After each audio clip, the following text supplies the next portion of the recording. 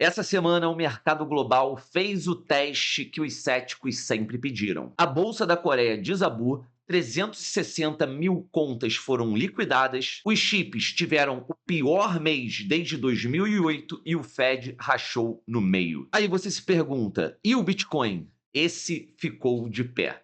Então, se você quer entender todo esse movimento com dados, sem achismo, me encontra logo após a vinheta, é rapidinho.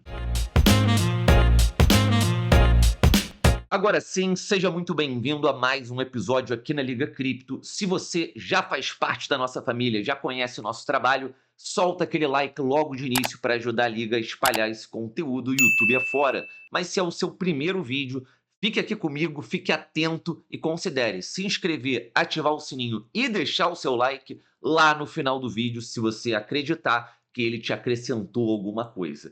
Sem mais delongas, é importante dizer que todos os conteúdos aqui da Liga Cripto são apoiados pela Bybit, a melhor plataforma de trade do mercado cripto. Se você não acredita, teste você mesmo, tem um link aqui embaixo para você criar sua conta e a partir daí você também fica elegível a participar dos airdrops que a gente faz toda semana de Bitcoin e Ethereum nas lives do Rodrigo. Inclusive, ontem foi uma delas, se você não viu, veja, importante estar atualizado, mas eu vou passar aqui alguns detalhes que ele falou ontem. No fim, se você tiver alguma dúvida, o link do nosso Discord gratuito tá aqui embaixo. Se você é membro, é claro, você tem acesso à parte VIP do Discord, mas a gente tem uma parte 100% gratuita que você pode trocar ideia e tirar dúvidas diretamente com a gente.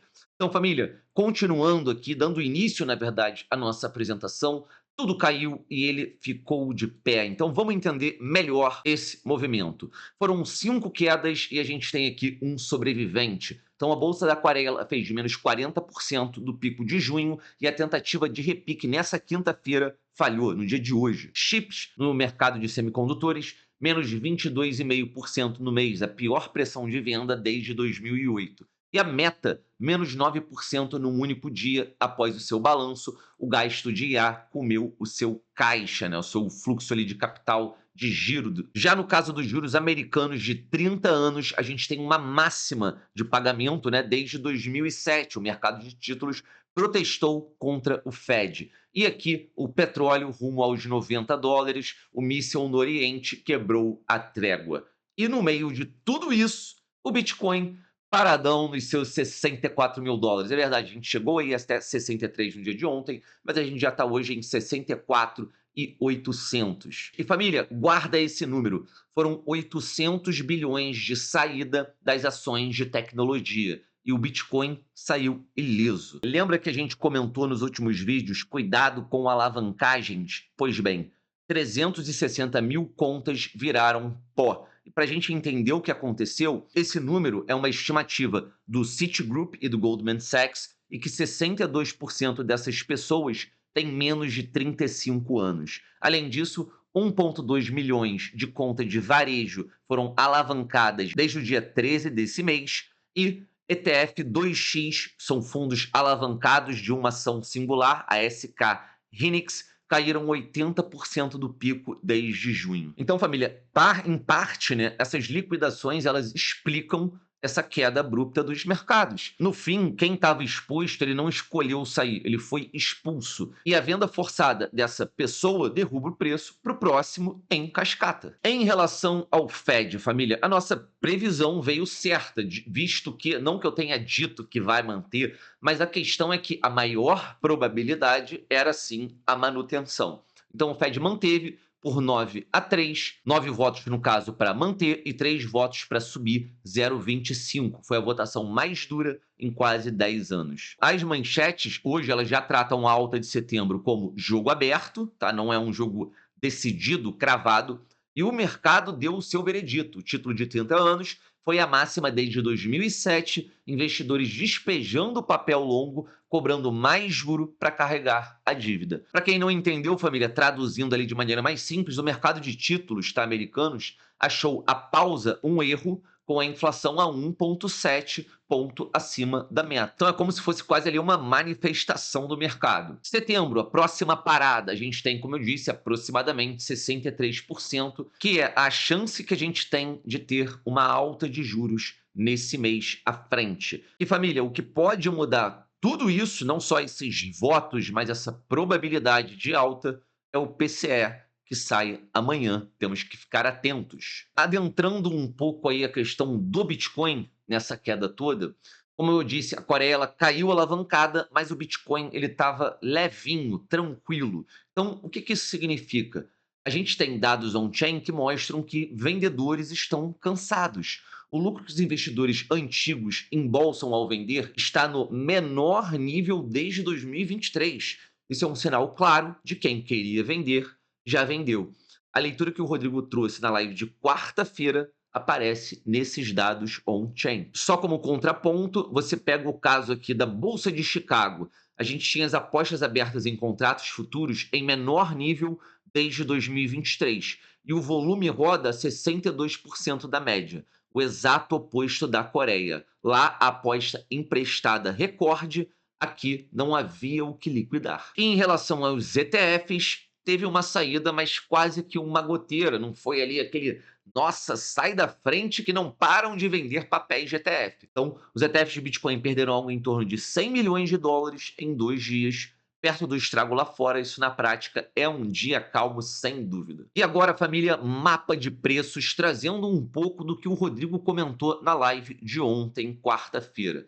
Então, a gente está aqui numa faixa de decisão entre os 58 e os 66 mil dólares. Sendo os 58 o piso estrutural, se a gente fecha forte abaixo desse valor de 58, é capítulo novo de queda.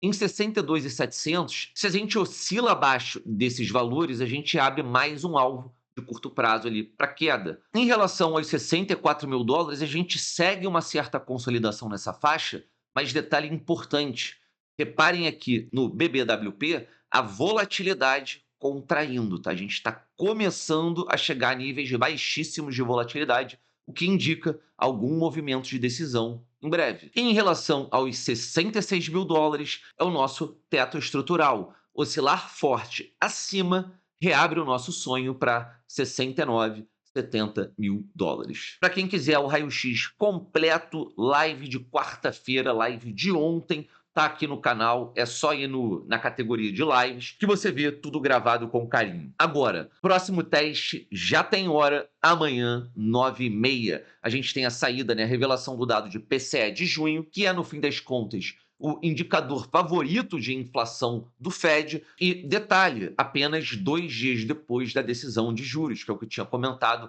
lá no meu último vídeo. Então, se vier quente, com 3 votos por alta já públicos, o mercado precifica setembro na hora e o teste ganha um segundo round. Agora, se vier frio, no caso da inflação, a pausa vira acerto e a gente tem um respiro momentâneo no mercado. Pegando algumas manchetes mercado afora que corroboram com o que eu estou falando aqui, a gente tem no portal Benzinga: Bitcoin atravessa o sell-off de 800 bilhões em tech enquanto as ações afundam.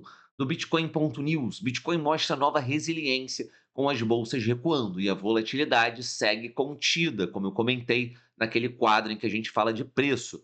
Standard Chartered mantém alvo de 100 mil dólares no fim do ano e a chance de despencar 20, 30 mil dólares próximo dessas faixas, a gente fala de quase chance zero.